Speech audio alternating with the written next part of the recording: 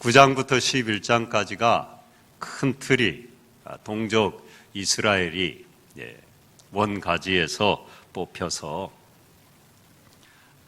믿음의 길을 저버린 그것을 지금 사도 바울이 자기가 예수 그리스도에게서 끊어질지라도 우리 민족이 다시 주께로 돌아오기를 간절히 바라고 사모하는 그 열망 가운데 이스라엘 동족의 구원의 여망을 지금 소망하는 가운데 지금 11장까지 우리가 살펴보고 있습니다.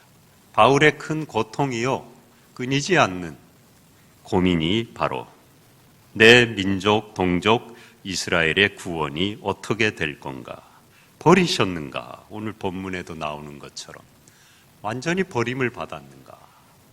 그것에 대한 질문인 것입니다. 거기에 사도 바울이 지금 세 가지로 위로를 받고 있어요. 첫 번째, 모두 버려진 건 아니다. 남은 자가 있다는 거죠. 둘째, 그들의 거부가 이방인에게 복음 전하는 계기가 되었다. 전화위복이 되었다. 잠깐 버려짐으로 이방인들이 그 잘려나간 가지에 접붙임되었다. 세 번째, 이스라엘은 회복될 것이고 그때 그 이스라엘을 하나님은 교회와 복음의 확장 도구로 사용할 것이다. 더 좋게 하실 것이다. 그 세 가지로 지금 위로를 받고 있는데 그게 본문의 요지예요. 먼저 1절입니다. 자기 백성을 버리셨느냐? 그럴 수 없느니라. 남은 자를 마련해 놓으셨다는 거죠. 모두 버려진 건 아니다. 그 위로가 되는 거예요. 아, 희망이 있구나. 거기에 자신도 포함된다는 겁니다. 1절에 나도 이스라엘이니요 아브라함의 씨에서 난 자요 베냐민 지파라. 근데 나도 버려진 자였는데 예수 믿는 사람들 잡아 죽이던 자였는데 거기 가담하던 극렬 분자였는데 버려진 게 아니지 않느냐.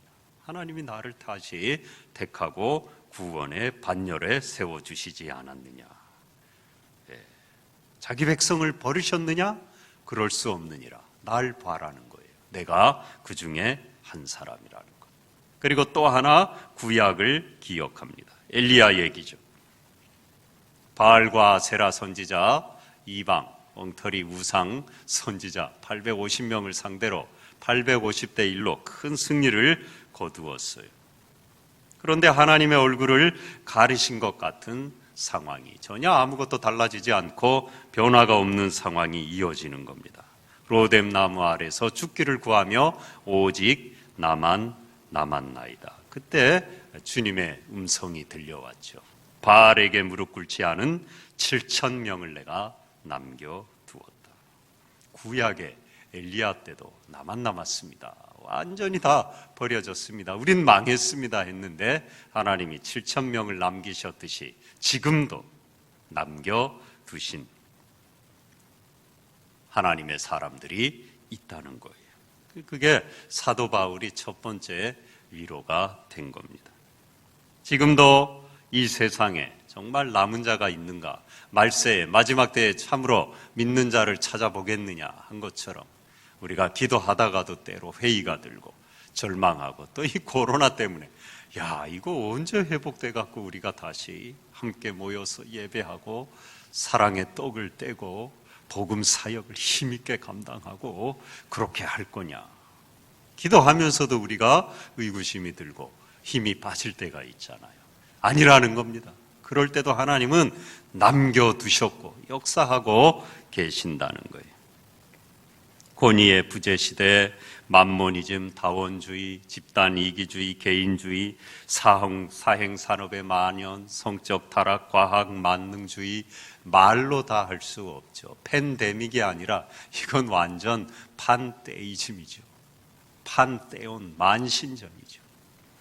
우상의 상을 차려놓은 하나님을 거부하는 이데올로기와 이 모든 문화의 사족 가운데 휩쓸려 내려가서 아무것도 복음의 씨는 불은 남은 것 같지 않은 이때에 아니라는 겁니다. 권위를 부정하고 과학을 신으로 삼고 그런 이 시대에도 하나님은 남겨두신 게 있다는 거예요. 그걸 통해서 역사하고 계신다는 겁니다. 뭘 남겨두셨나요? 우리가 소망 중에 그래도 기도하잖아요. 경건의 능력을 의지합니다. 거룩한 삶을 추구합니다. 보이지 않는 천국의 소망을 바라고 지금도 하나님 앞에 나오는 자들이 있잖아요. 자비와 긍휼의 마음을 품고자 열망하는 이들이 지금도 곳곳에 있습니다. 보이지 않을 뿐이에요. 숨지겨 하나님 앞에 기도할 뿐입니다. 하나님은 그런 거룩한 복음의 씨앗들을, 남은 하나님의 백성들을 남겨두셨다는 거예요. 사도 바울이 거기에 지금 위로를 받고 있는 겁니다. 우리 민족 구원의 여망이 있구나. 남겨두셨구나. 다 버려진 게 아니구나. 그리고 두 번째로 위로를 받는 건 12절입니다. 오늘 읽은 마지막 절입니다. 한번 같이 읽죠. 12절을 시작. 그들의 넘어짐이 세상의 풍성함이 되며 그들의 실패가 이방인의 풍성함이 되거든 하물며 그들의 충만함이리요. 이스라엘의 거부가 이방인 구원의 계기가 되었다는 거죠. 그들의 실패가 이방인의 풍성함이 되었다. 그 앞에는 그들의 넘어짐이 세상의 풍성함이 되었다. 이게 바로 이스라엘이 잠깐 그 가지에서 줄기에서 가지가 잘려 나감으로 이스라엘이 하나님을 거부함으로 거기에 이방인이 접붙임되어 구원받는 계기가 되었다는 거예요. 유대인들의 거부와 핍박으로 복음이 이방인에게 전해졌다는 겁니다. 그걸 11절에 다시 그러므로 내가 말하노니 그들이 넘어지기까지 실족하였느냐? 그럴 수 없느니라. 그들이 넘어짐으로 구원이 이방인에게 이르러 이스라엘로 시기나게 함이니라. 또 한 번 말씀하고 있는 거예요. 그들이 넘어짐으로, 유대인이, 이스라엘이 넘어짐으로 구원이 이방인에게 이르렀다. 하나님이 이스라엘 백성이 하나님을 잠깐 거부하게 하고 메시아 예수 그리스도를 거부하고 핍박하게 한 것 뜻이 있었구나. 완전히 버리고 이제는 멸망의 진노의 자식들이 된 게 아니라, 기회가 다시는 없는 게 아니라 그것을 계기로 이방인들이 거기에 접붙임되어 구원하게 하셨구나. 거기에 위로를 받는 거예요. 마지막으로 세 번째는 유대인이 돌아올 거라는 거죠. 좀 전에 읽었던 12절을 다시 보면은요, 마지막에 하물며 그들의 충만함이리요. 무슨 말입니까?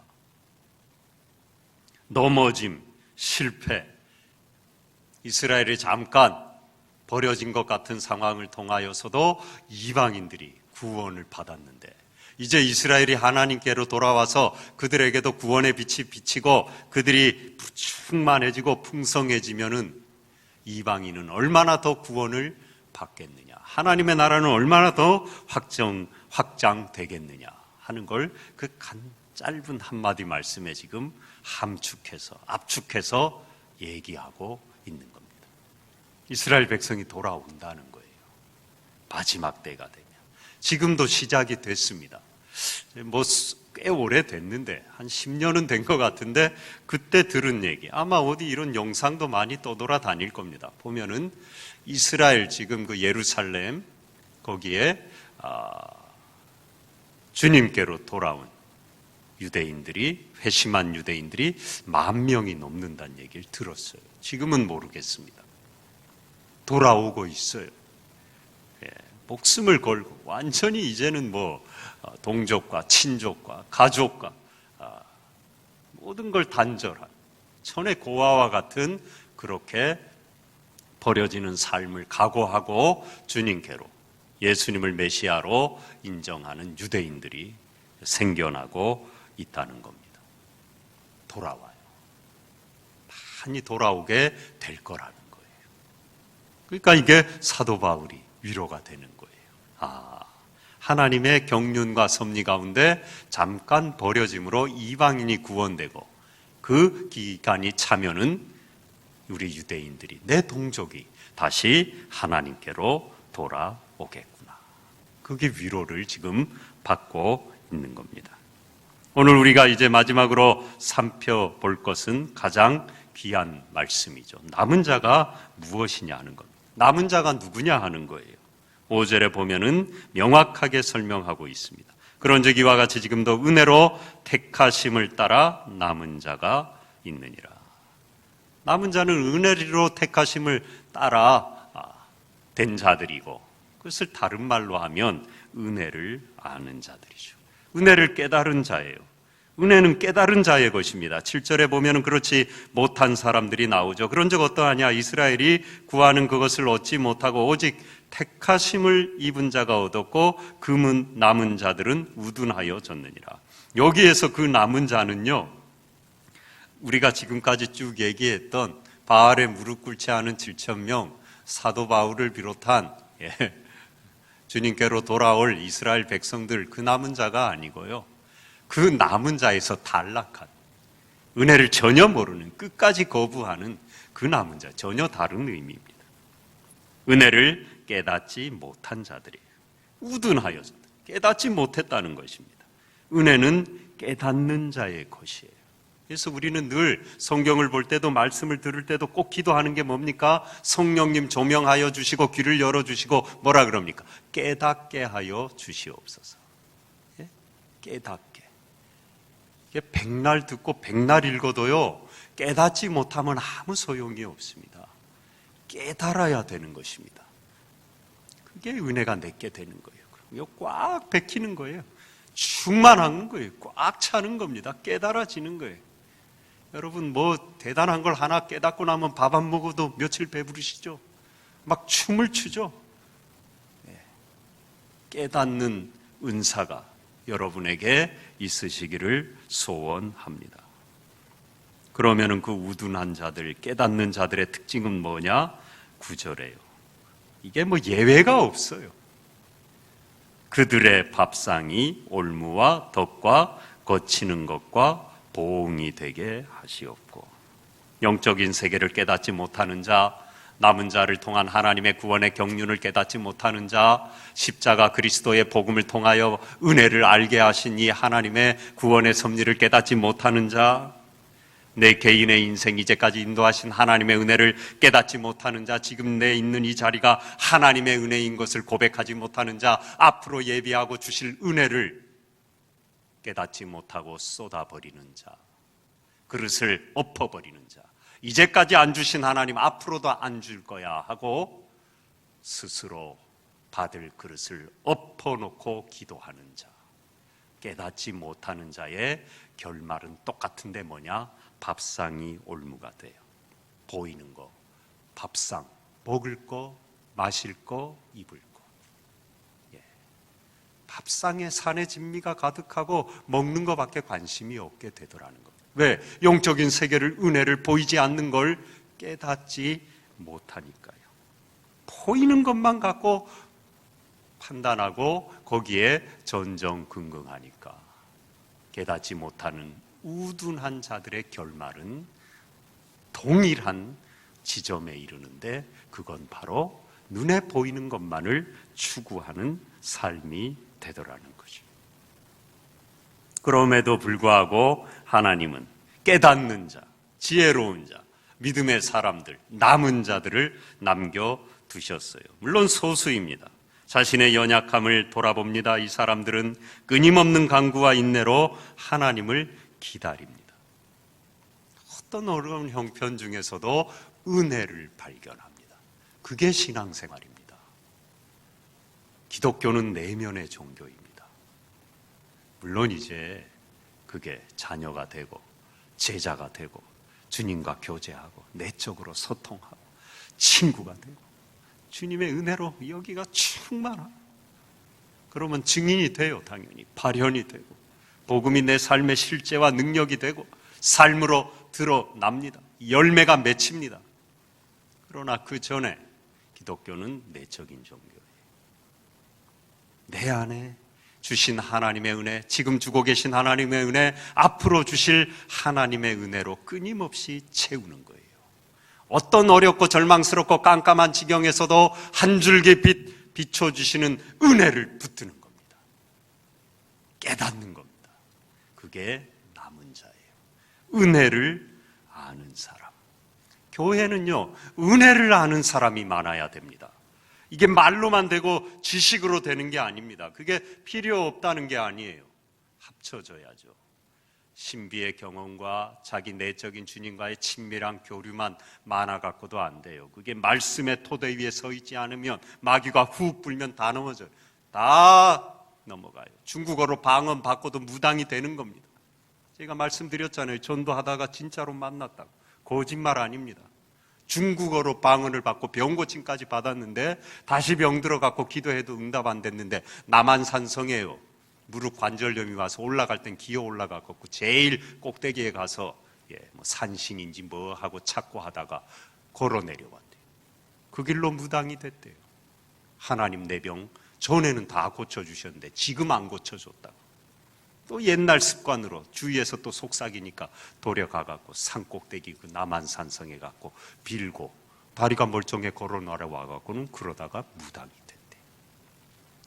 말씀의 토대가 없으니까 그런 신비한 병고침의 경험과 방언까지 받아놓고 하나님을 버리는 거예요. 말씀이 중요하죠. 그러나 또 한편 기독교는요, 은혜의 종교예요. 하나님의 은혜를 체험해야 됩니다.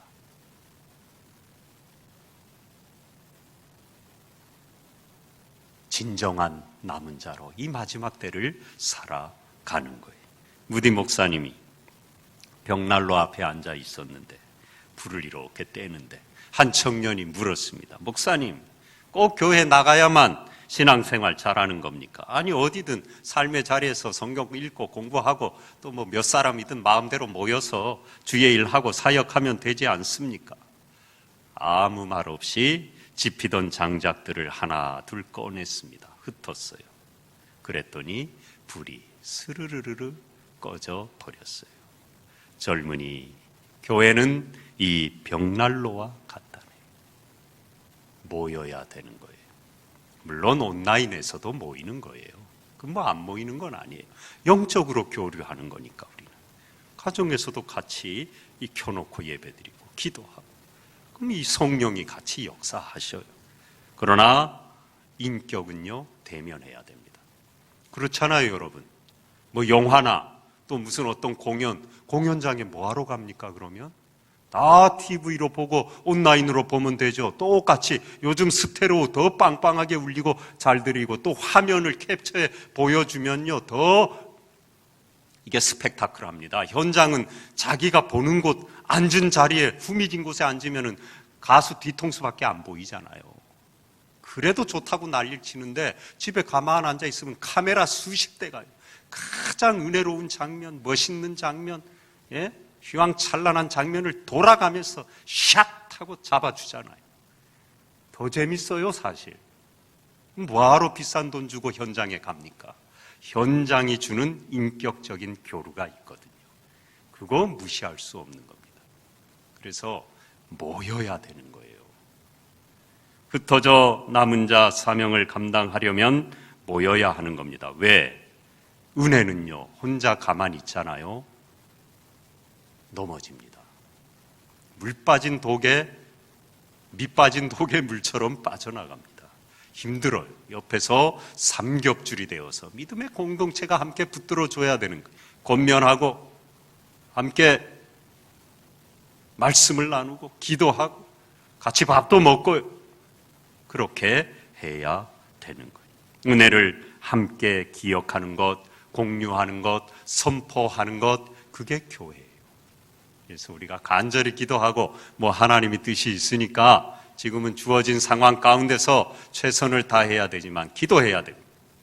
모여서 빨리 예배하고 은혜를 함께 기억하고 공유하고 나눌 수 있게 해달라고. 그리고 이 은혜를 나가서 만방의 마음껏 선포하고 전할 수 있게 해달라고 기도해야 되는 것입니다. 마지막 때에 남은 우리가 해야 될 일입니다. 사명 감당하려면 모여서 은혜를 간직해야 돼요. 이 혼자 어려워요, 여러분. 함께 모여서 서로 부족한 부분을 채워주고 권면하고 서로 돌보고 사랑하고 북돋고 기도하고 거기에 성령의 역사가 충만하게 일어나는 것입니다. 모이기를 힘써야 되는 것입니다. 말세가 되기 가까움을 볼수록 더 모이기를 힘쓰라 그랬어요. 기도해야 됩니다. 하나님이 하실 거예요. 이제 우리를 지금 단련하고 계신 거예요. 모이는 게 얼마나 소중한지를 깊이 깨닫고 절감하고 이제 모여보십시오. 난리 날 겁니다. 그죠? 북새통이 일어날 거예요. 보고 싶었어요. 이제 다시는 헤어지지 맙시다. 난리 날 거예요. 예배에만 눈이 똘망똘망. 야, 이제 또 코로나 오면 우리는 안 된다. 더 세게 기도하고 찬양하고 예배가 살아나고 저는 그렇게 믿습니다. 온 세계 교회가, 한국 교회가 그렇게 되고 우리 교회도 그렇게 돼요. 여러분이 한 사람 한 사람의 예배자로 세워서 하늘을 찌르는 그런 영적인 공동체, 은혜의 공동체 되어야 돼요. 우리 교회 하나님이 그렇게 사용하실 줄 믿고 여러분의 가정도 한 분 한 분도 기도하십시오. 기대하십시오. 머지 않았습니다. 마지막 때가 가까웠는데 이 분명히 하나님의 뜻이 있어요. 그동안 알게 모르게 나도 모르게 덧붙여졌던 가짜 복음의 옷들을 하나 둘 이 코로나를 통해 벗고 순전한 알맹이가 우리 안에서 남은 자처럼 복음의 성령의 씨앗으로 그 순수한 복음의 에너지가 응축되고 한 사람이 한 사람이 지금 삶의 자리에서 예배를 사모하고 함께 모여 기도할 날을 사모하고 같이 밥 먹을 날을 사모하고 이 사모한 만큼 이제 하나님이 짠 하고 열어주시면 난리 나는 거죠. 모여가지고 이제 다시는 헤어지지 말자. 사랑의 공동체가 되는 거죠. 복음이 역사하는 것이죠. 저는 그렇게 믿습니다. 그렇게 기대하시고 기도하시고 하나님 앞에 남은 자 사명 감당하는 마지막 때에 쓰임받는 우리 교회 여러분 되시기를 소원합니다.